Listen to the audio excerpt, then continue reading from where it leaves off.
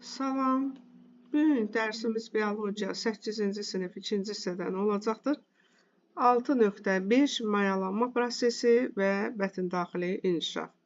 Bildiyiniz kimi mayalanma cinsiyyət hüceyrələrinin, yəni bax bu təsvirdə də göründüyü kimi yumurta hüceyrə ilə spermatozoidin birləşməsindən ibarət bir prosesdir ki, bu zaman yeni orqanizmin başlanğıcı əmələ gəlir və zigot yaranır ki, zigot bildiyiniz kimi yeni orqanizmin təməlini qoyur, növün davamlılığını bu proses təmin etmiş olur. Soruşulur, sizcə bu prosesdə yaranan canlıda yeni əlamətlər ortaya çıxa bilərmi?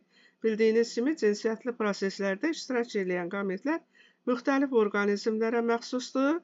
Odur ki, burada yeni əlamətlərin üzə çıxması mütləqdir. Soruşulur, fikrinizcə bütün canlılar mayalanma prosesində əmələ gəlir. Biz artıq həm cinsiyyətli, həm də qeyri-cinsiyyətli yolla çoxalmanın olduğu haqqında məlumat vermişik. O üçün deyə bilərik ki, mayalanma nəticəsində yaranan orqanizmlərlə yanaşı, həm də qeyri-cinsiyyətli yolla, yəni mayalanma olmadan belə orqanizm inkişaf eləyə bilər. Bildiyiniz kimi, qadın orqanizmin yumurtalığında yetişmiş yumurta hüceyrə ovulyasiyadan sonra uşaqlıq borusuna yönəlir. Spermatozoidlərlə yumurta hüceyrənin birləşməsi məhz uşaqlıq borusunda həyata keçirilir. Spermatozoid və yumurta hüceyrənin birləşməsi nəticəsində qeyd elədik ki, zigot yaranır və zigot isə 23 cüt xromosom dəstinə malik olur ki, hansı ki bunun 23-ü ana orqanizminə, 23-ü isə ata orqanizminə aid olur. Fəaliyyətə baxaq, mən əvvəlcədən rəqəmləri üzərində qeyd eləmişik. Burada soruşulur, şəklə diqqətlə baxın, bətndaxili inkişafın mərhələlərinin ardıcıllığını düzgün müəyyən edin, dəftərinizi qeyd edin. Bildiyiniz kimi, bax, birinci mayalanma prosesi gedir, bax, F-lə işarə olunub, F-ə 1 qeyd eləmişəm, ikinci artıq zigotda parçalanma prosesi, yəni blastomerlərə, hüceyrələrə ayrılma, zigotun içəriyə bölünməsi prosesi, ikinci C, üçüncü deməli, bax, I ilə işarə olunubdur, dördüncü H-la işarə olunubdur, beşinci K-la, artıq altıncıda rüşeyin vərəqləri yaranmağa başlayır, yeddincidə gördüyünüz kimi rüşeyin formalaşır, artıq döl dövrünə keçməyə başlayır. 8-cidə isə gördüyünüz kimi döl formalaşmağa başlayır. Bax, bu şəkildə 8-ə C ifadə olunubdur. 9-da B, bax, gördüyünüz bu təsvirdir. 10-cuda Y, bax, gördüyünüz bu təsvir dölün artıq tam formalaşmağına az qalıb. 11-cidə isə gördüyünüz kimi artıq bütün formalaşma həyata keçirilibdir, doğum prosesi başlamışdır. Müzakirə edin. Yeni yaranacaq orqanizm xromosom sayı və irsi xüsusiyyətləri zigotdan fərqli ola bilərmi? Fikrinizi əsaslandırın. Bax, biz gördük ki, bir yumurta hüceyrə bir spermatozoidlə mayalanır və mayalanmış yumurta hüceyrə zigot adlanır. Zigot yeni orqanizmin təməlini qoyur.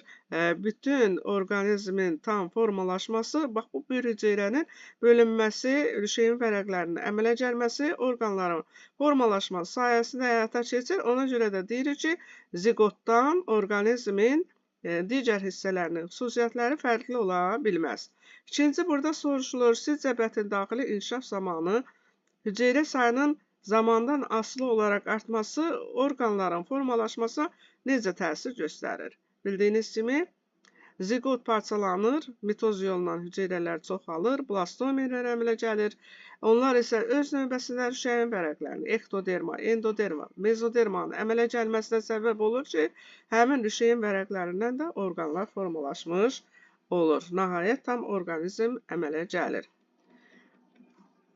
Bildiyiniz kimi, bətndaxili inkişafı şərti olaraq başlanğıc, rüşeyin və döl dövrlərinə aid edirik. Bax, burada təsvirdə göstərilibdir. Gördüyünüz kimi, yumurtalıqda ovulyasiya prosesinin baş verməsi, yumurta hüceyrənin uşaqlıq borusuna keçməsi, uşaqlıq borusunda spermatozoidlə mayalanma prosesinin həyata keçməsi, bax, bu təsvirdə də göstərilibdir. Gördüyünüz kimi, Bax, bu təsvirdə göstərilibdir. Gördüyünüz kimi mayalama prosesinin həyata keçməsi. Sonra isə artıq elə uşaqlıq borusunda çoxhüceyrəli ziqotdan çoxhüceyrəli rüşeyin yaranması, çoxhüceyrəli rüşeyin isə uşaqlıq borusu ilə bildiyiniz kimi 4-5 gün müddətində gəlir uşaqlığın daxili selişik inşasına düşür. 2 gün orada sərbəst gəzir və müəyyən bir sahəsinə uşaqlığın endometrium hissəsində implantasiya olunmuş olur. Bax, bu da implantasiyanın təsviridir.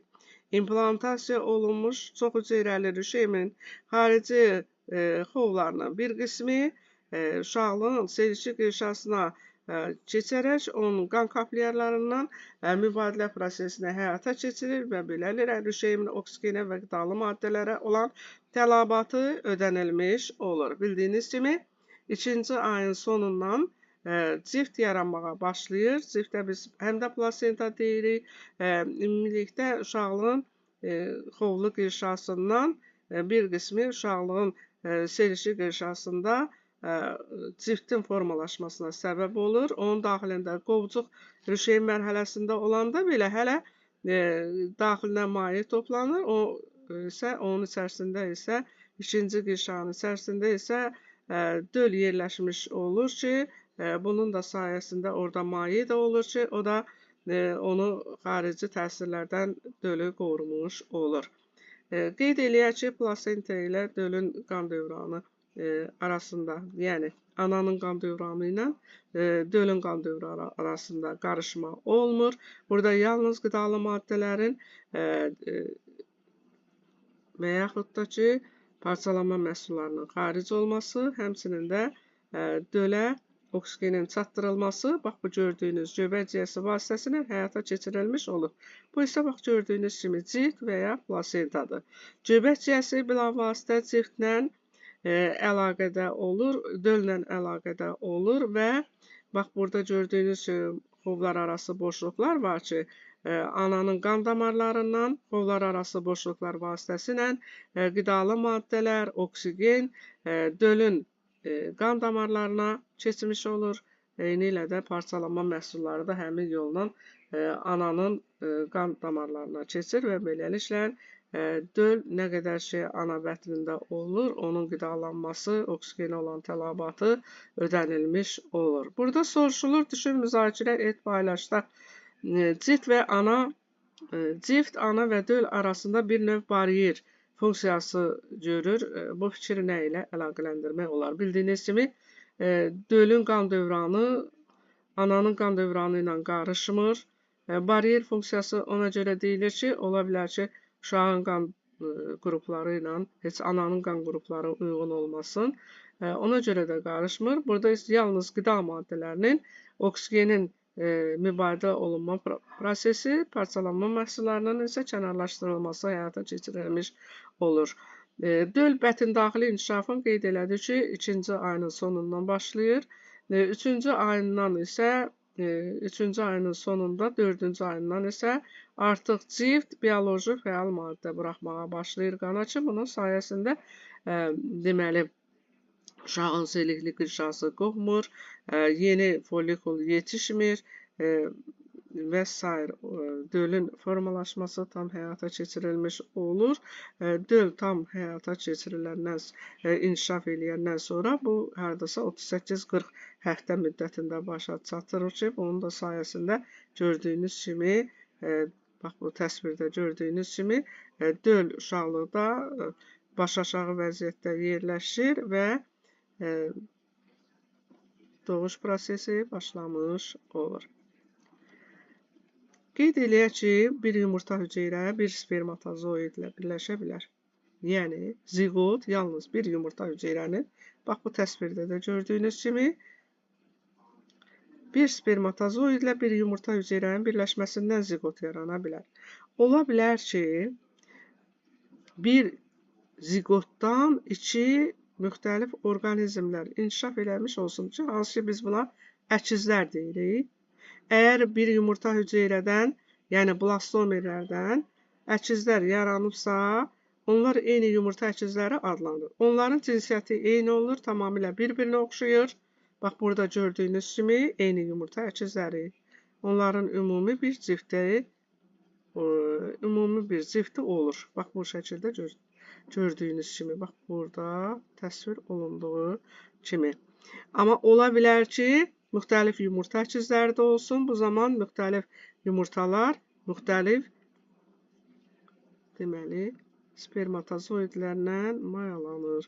Biz qeyd eləmişik ki, hər bir yumurta bir spermatozoidlə mayalanma qabiliyyətinə malikdir.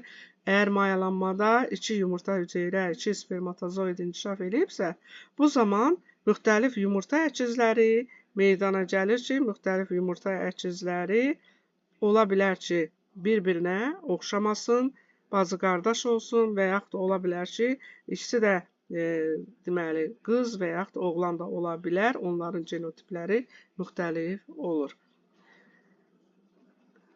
38-40 həftə ərzində bətin daxili inkişaf davam edir.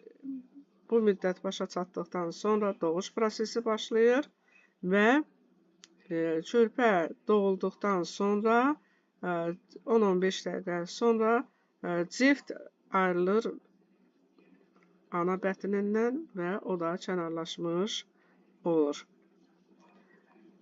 Yadda saxlayaq, əkizlərin yaranması adətən eyni yumurta əkizləridirsə, blastomerlərdən inkişaf etmiş olur. Bildiyiniz kimi, yumurta hüceyrə zigota ki çevrilir, zigot yaranır. O əvvəlcə 2 yerə bölünür, sonra 4 yerə bölünür və beləliklə də həmin hüceyrələr ola bilər ki, yeni orqanizmlərə başlanğıc verə bilər. Bu, eyni yumurta əkizlərinə aiddir. Eyni yumurta əkizlərinin ümumi bir bax gördüyünüz kimi çifti olur. Amma müxtəlif yumurta əkizlərinin hərəsinin özlərinə məxsus ciftləri olur. Bax, burada görürsünüz, müxtəlif yumurta əkizidir. Bu bir dənə cift, bu isə ikinci cift.